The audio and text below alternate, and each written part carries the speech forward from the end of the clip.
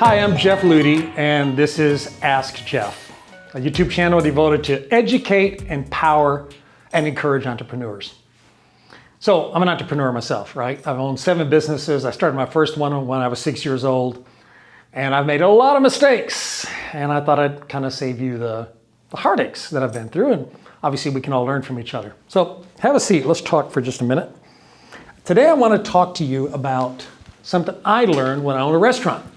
And this is like a great story because it almost transformed, well, I guess it did transform the way I saw myself and how I priced my product and service. So I own a restaurant in Amarillo, Texas. In fact, it's still there if you ever happen to go through Amarillo, Texas. It's called Macaroni Joe's. You can look it up online.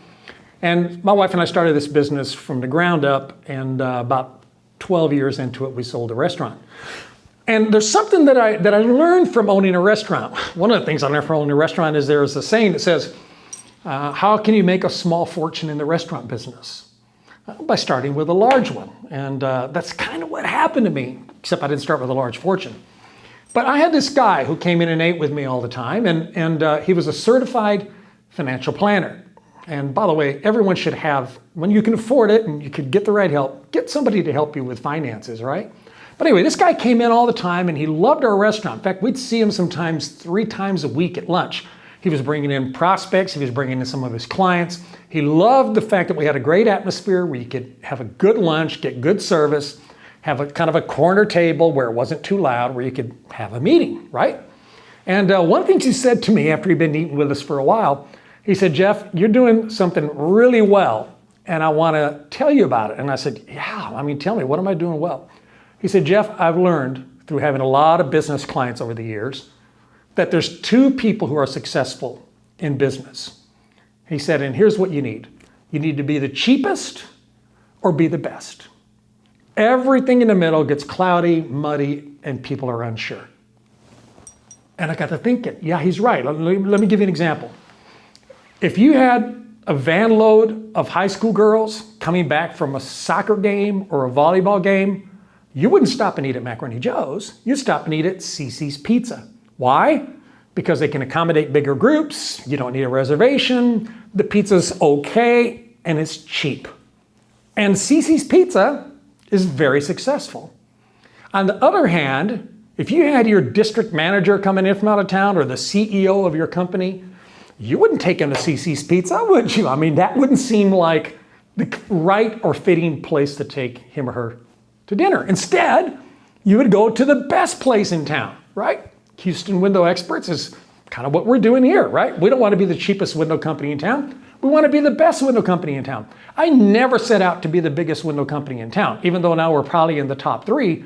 I set out to have our homeowners experience the most delightful home improvement experience they've ever had. We wanted and still want to continue to grow to be the very best.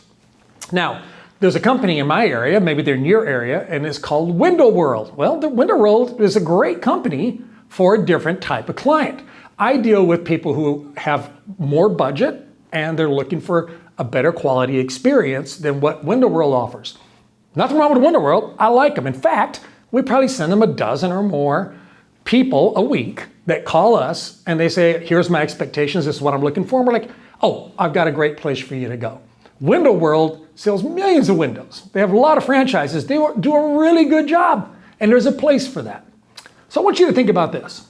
Are you the cheapest on what you do, or are you the best in what you do? Try to pick one of those 2. Now, don't go so cheap that you're going out of business. In fact, I read an article recently that said that right now, and I think it has something to do with the COVID pandemic, right now, 2/3 of all businesses, small businesses in the United States, are either breaking even or going broke. That surprised me. 2/3? Trust me, you don't want to be in one of those 2/3. You've got to price your product according to who you are and what you can do. When you are the best, you can charge more. When you know you're the cheapest because maybe you buy in great volume, maybe you have low overhead, but capitalize on that. Sell yourself as the cheapest blank, fill in your industry name. I am the cheapest blank in town, or I am the best blank in town, and charge accordingly. Getting stuck in the middle is not profitable, and you can't make a statement that people would say, there we go. I like this guy for these reasons, or I like this gal for those reasons. So think about who you are, think about where you're priced, think about what people say about you. Now, here's a good suggestion.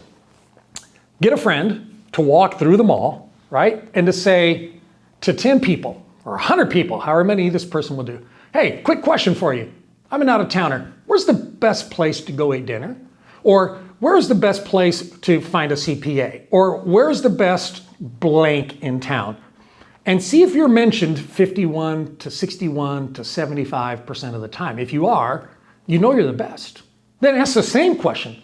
Hey, where can I get the cheapest, fastest food nearby? Oh man, right over here around the corner. Or, hey, I've got a flip house and I need the cheapest windows I can get. Do you know who that would be?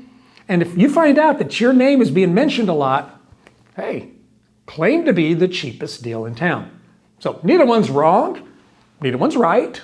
It's just that you've got to identify with one of those two if you really want to clear up a clear definition of who you are as an entrepreneur and as a business owner. Well, I hope this has helped, and I would love for you to subscribe. And if you've got a question for me, why don't you email me, ask@jeffludy.com. Hey, stay educated. What did I say? I got it wrong. It's my own saying, and I'm trying to figure it out. Stay educated, empowered, and encouraged. That's what I'm here to do. See you later.